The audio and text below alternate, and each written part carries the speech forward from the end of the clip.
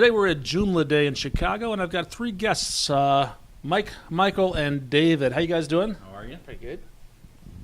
Good to see you. Good to see you. So we got. So tell me your name and what do you do? My name's Mike Carson, and I'm on the Open Source Matters Incorporated board, and we are the board of directors for the entire Joomla project and the trademark holders of it. Okay. And Michael? I'm Michael Babker. I'm on Joomla's production leadership team. This is the team in Joomla that manages all code aspects of the overall project. All right. We're sharing microphones today. And my name is David Hurley. I'm also on the production leadership team with Michael and several others, and I also get to serve as a community manager for Joomla. Oh, great. So we've got a good chunk of the team here. How many people total are on this team? Are these two teams, I guess, right? There's a production team and a... There's actually three teams. We have the Open Source Matters board that has 12 members currently.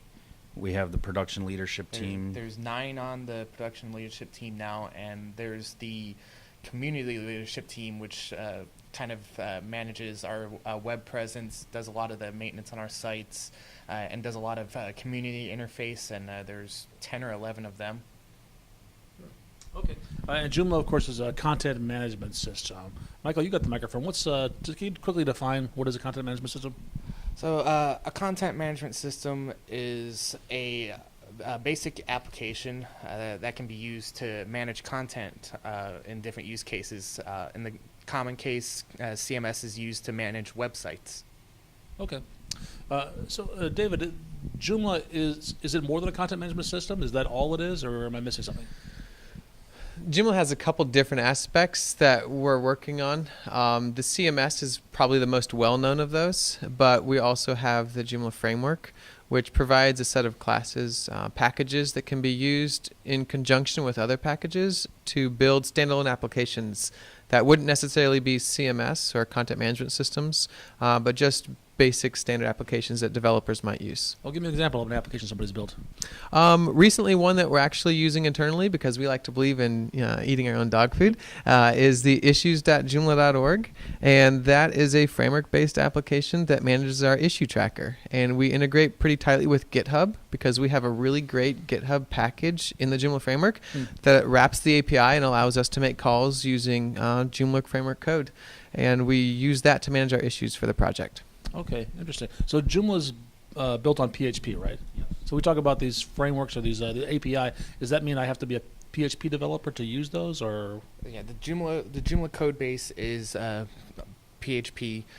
In the CMS application stack, there is a little bit of a JavaScript framework to manage some of the web interface. Okay. But pretty much 90% of the code is PHP based. But what if I want to build a separate application? Can I build a separate application in something other than PHP?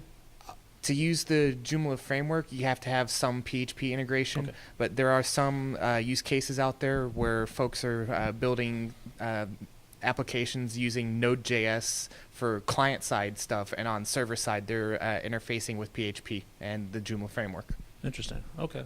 Node.js for client side? I'm not sure I gather that. Isn't Node.js a server-side JavaScript framework? Or technology?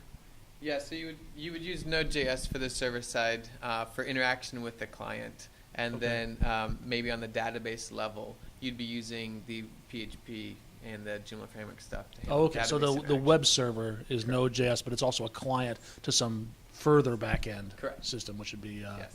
the Joomla stuff. Yes. All right, got it. So I know Joomla is an open source framework, right? I know there's a lot of content management systems out there. There's a lot of open source content management systems out there. Why Joomla? If people are watching this that haven't used it before, why should they consider Joomla? Joomla is a very scalable and very, very mass mid-range market application that's applicable to, primarily most any business that you can imagine.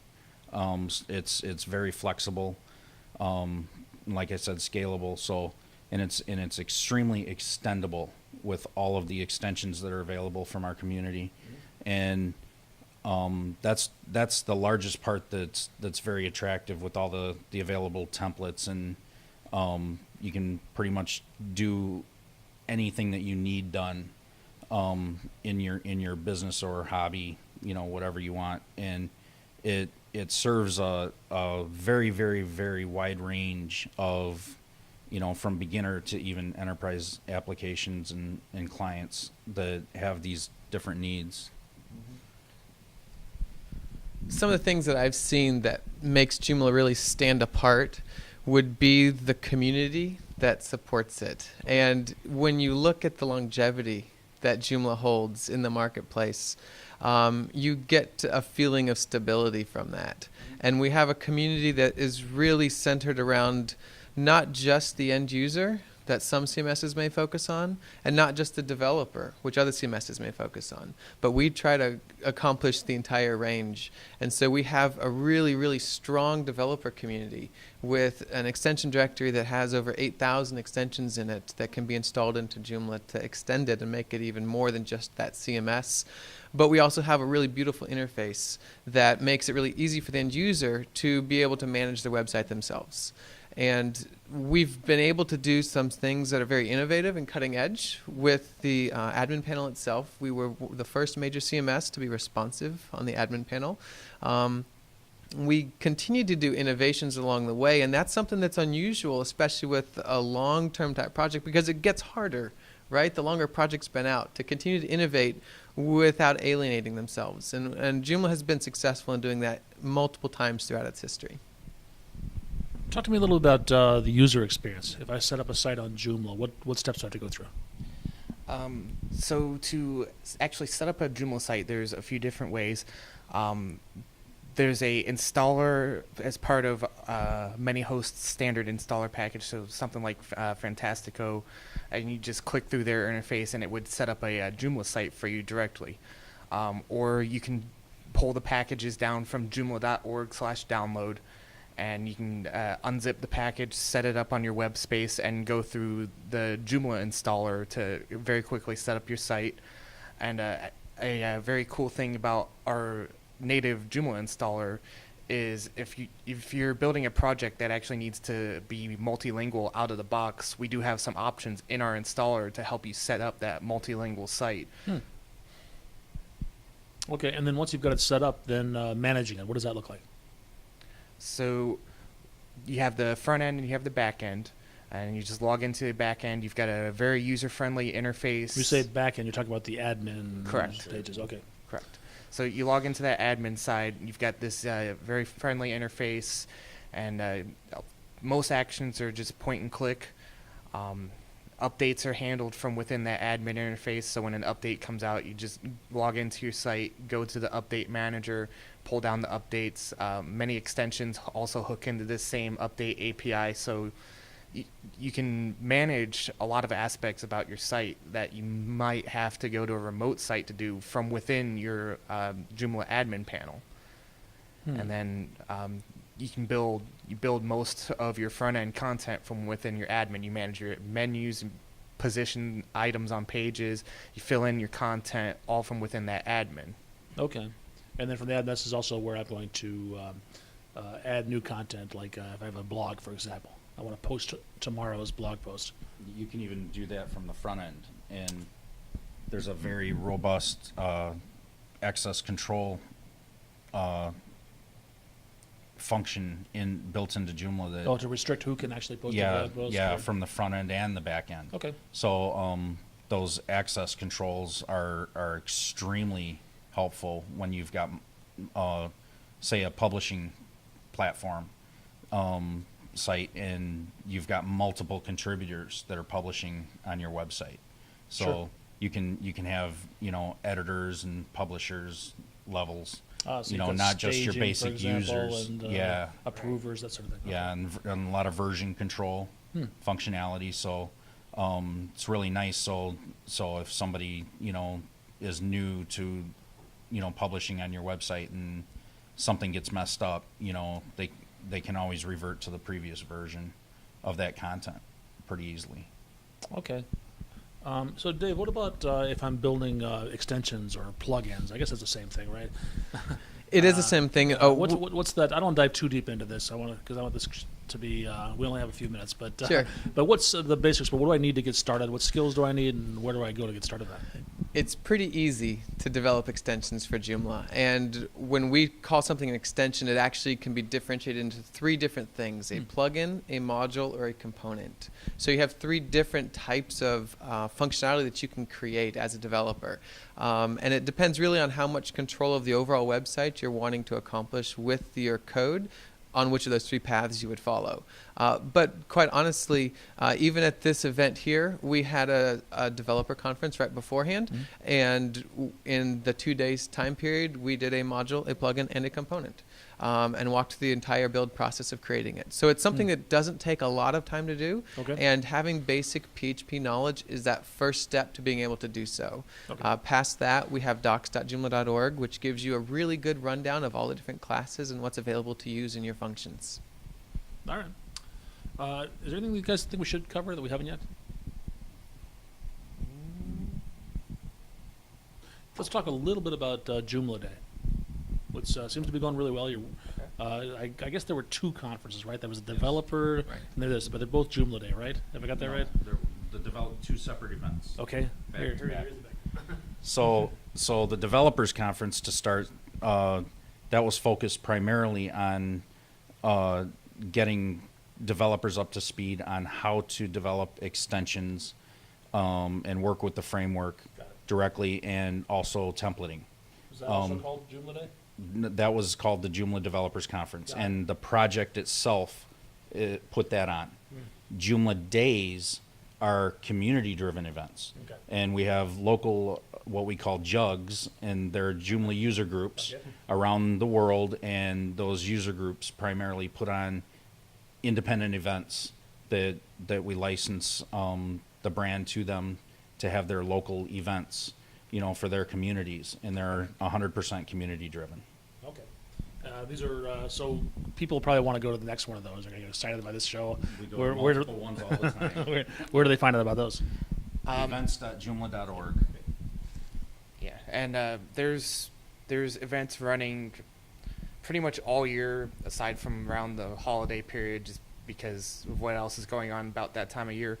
But usually February to November, there's 2 or 3 Joomla Day events each month, and they're international. And a cool thing about them is they aren't just typically focused at that local community. David and myself are here in Chicago from North Carolina, and we actually travel quite a bit to some of the international Joomla Days, also representing the project.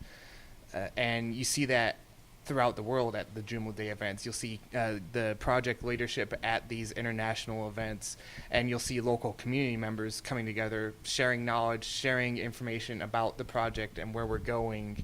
And it's just a great way for folks worldwide to get together for a couple of days, collaborate, and really build some good friendships. And going along with the Joomla Days, the project also puts on the Joomla World Conference. And this is going to be the 3rd year that we've had it, and it's in Cancun, Mexico this year on November 7th, 8th, and 9th. And that's our mega conference that, everybody goes to, and we usually have 70 or so tracks. And it's since it's a 3-day event, it's very, very impactful, and the community loves it because it's like the central event that everybody flocks to. Where do you guys get your funding from? I know the software itself is free. Well, we have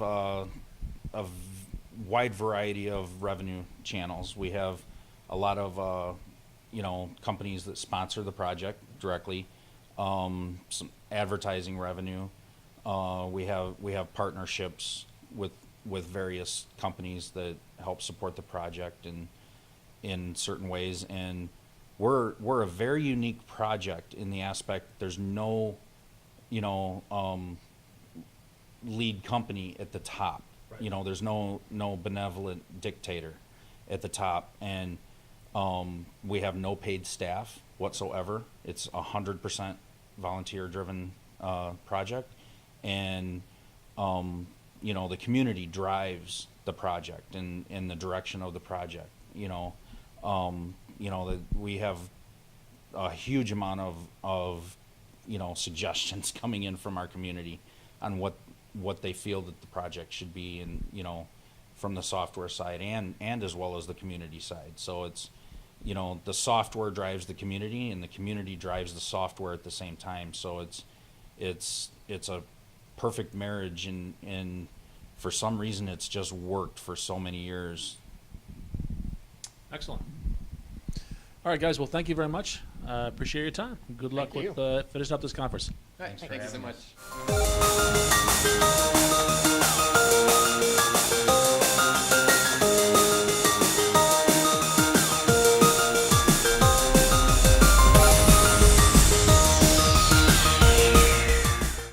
Come to Joomla for the technology and stay for the friends.